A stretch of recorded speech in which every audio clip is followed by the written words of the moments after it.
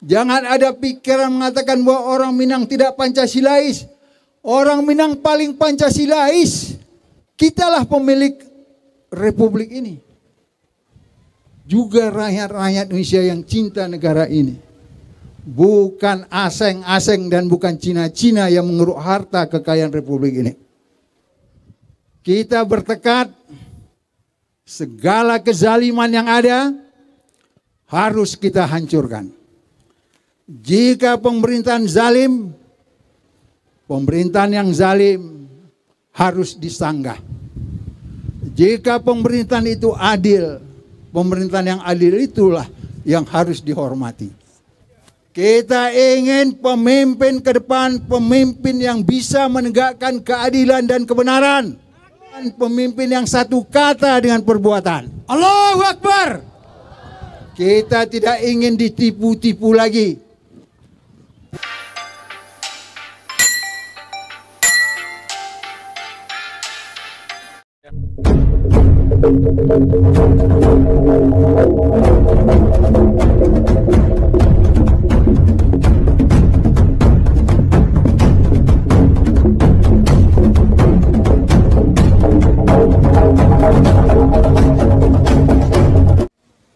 Bismillahirrahmanirrahim. Assalamualaikum warahmatullahi wabarakatuh.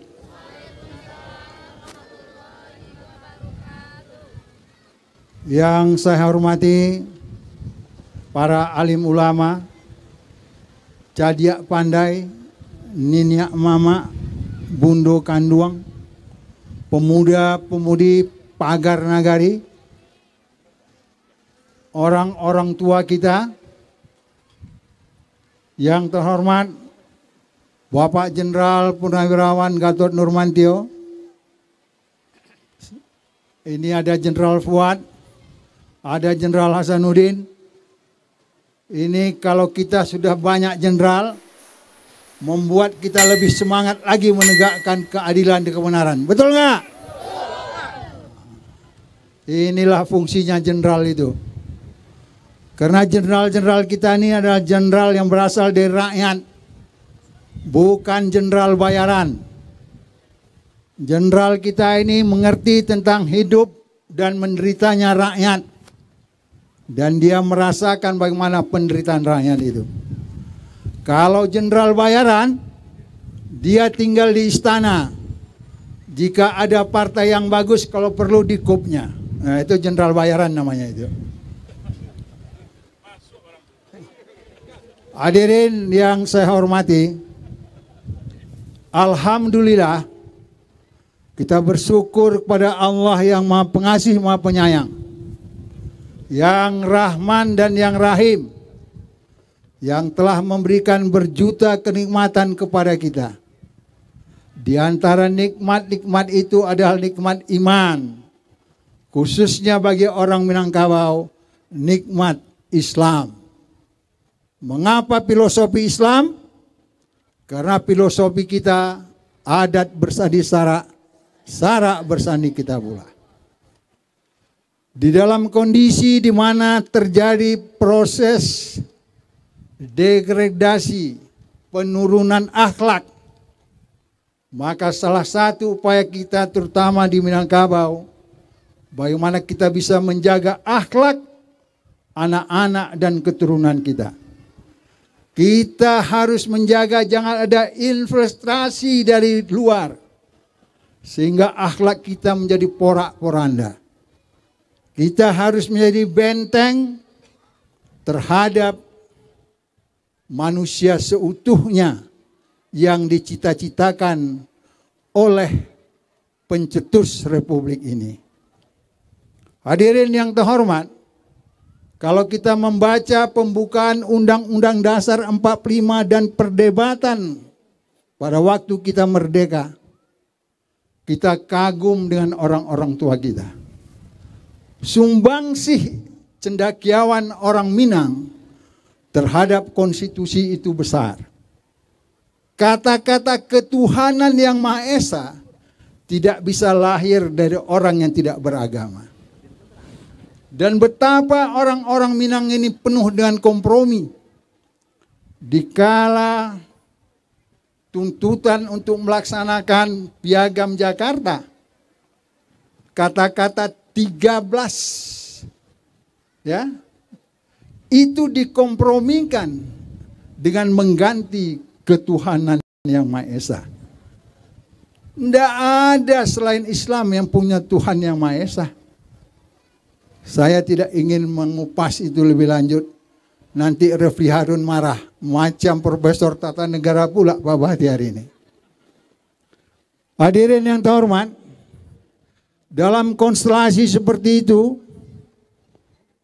maka bulan Februari yang lalu kita melakukan seminar kebangsaan.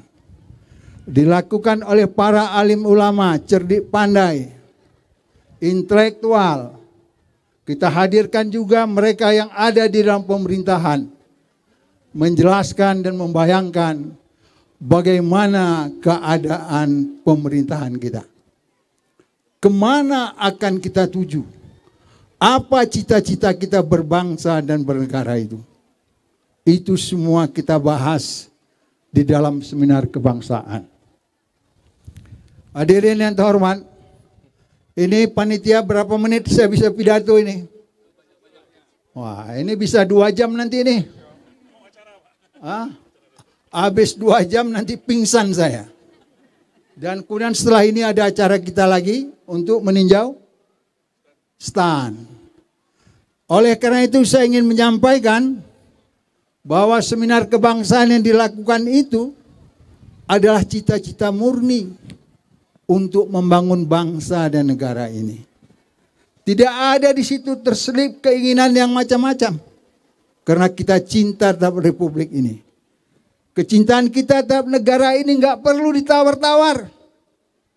Nggak usah orang mengukur bahwa orang Minang tidak cinta. Jangan ada pikiran mengatakan bahwa orang Minang tidak Pancasilais. Orang Minang paling Pancasilais. Kitalah pemilik republik ini. Juga rakyat-rakyat Indonesia yang cinta negara ini. Bukan asing-asing dan bukan Cina-Cina yang mengeruk harta kekayaan republik ini. Betul gak? Kita menginginkan keadilan sosial bagi seluruh rakyat Indonesia. Agar kemiskinan bisa kita kurangi. Agar anak-anak bisa sekolah karena pendapatan kita bertambah. Agar kita menjadi bangsa yang cerdas. Supaya bisa bersaing dengan bangsa-bangsa yang lain. Yang lebih maju dari kita. Itulah cita-cita kita. Mengapa kita ingin merdeka dan mempunyai negara yang kita sebut Indonesia ini. Hadirin yang terhormat. Inilah beberapa hal yang ingin saya sampaikan. Kami berterima kasih khususnya kepada para alim ulama, tokoh-tokoh masyarakat, cerdik pandai yang tadi sudah mendengarkan pembacaan keputusan 10 Piagam Minangkabau. Kepada panitia terima kasih banyak yang sudah memberikan kesempatan kepada kami, para datuk-datuk yang di sekitar Puncak Marapalam ini, begitu juga pejabat pemerintah, Pak Bupati, Pak Wakil Bupati, terima kasih. Teman-teman anggota DPR, terima kasih banyak telah memberikan kesempatan. Dan satu yang ingin saya ingatkan, kita sini berkumpul, berjuang, mengorbankan waktu dan tenaga untuk menegakkan keadilan di republik ini. Oleh karena itu, kita bertekad segala kezaliman yang ada harus kita hancurkan. Jika pemerintahan zalim, pemerintahan yang zalim harus disanggah.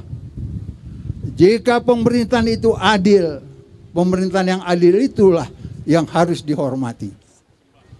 Raja alim, raja disembah. Raja zalim, raja disanggah. Itu filosofi kita. Oleh karena itu sekali lagi terima kasih banyak. Dan saya merasa berada di tengah bapak-bapak dan ibu kembali muda untuk berjuang menegakkan kebenaran ini. Kita ingin pemimpin ke depan, pemimpin yang bisa menegakkan keadilan dan kebenaran. Ya. Kita ingin pemimpin ke depan, pemimpin yang satu kata dengan perbuatan. Allahu Akbar. Kita tidak ingin ditipu-tipu lagi. Pura-pura miskin, tapi di balik itu dia kaya. Ya, kita tidak ingin pemimpin yang melempar-lemparkan, memberikan uang kepada rakyat. Bukan itu yang dibutuhkan.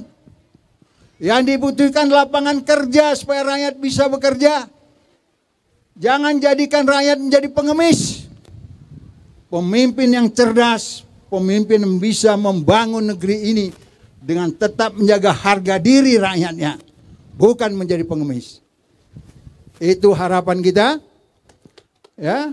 Dan saya berharap kita ingin perubahan di Republik ini, dan pemimpin yang membawa perubahanlah itu yang akan dipilih oleh masyarakat Sumatera Barat. Terima kasih banyak atas kesempatan ini. Sekali lagi Ketua Panitia, terima kasih. Para Datuk, Pak Bupati, Pak Wakil Bupati, terima kasih yang telah memberikan kesempatan kepada sahabat-sahabat pejuang mubalih-mubalih yang ada di Sumatera Barat, adik-adik mahasiswa. Ya, terima kasih banyak atas kehadirannya, Bundo Kanduang, dan yang lain-lain yang tidak bisa saya sebutkan satu persatu. Kepada Ketua Elkam, terima kasih. Ya, bukti bahwa betapa adat itu di Sumatera Barat ini kita kokohkan. Dia benar-benar bersemayam di hati masyarakat Minangkabau. Saya kira ini yang dapat saya sampaikan. Billahi taufik wal hidayah. Wassalamualaikum warahmatullahi wabarakatuh.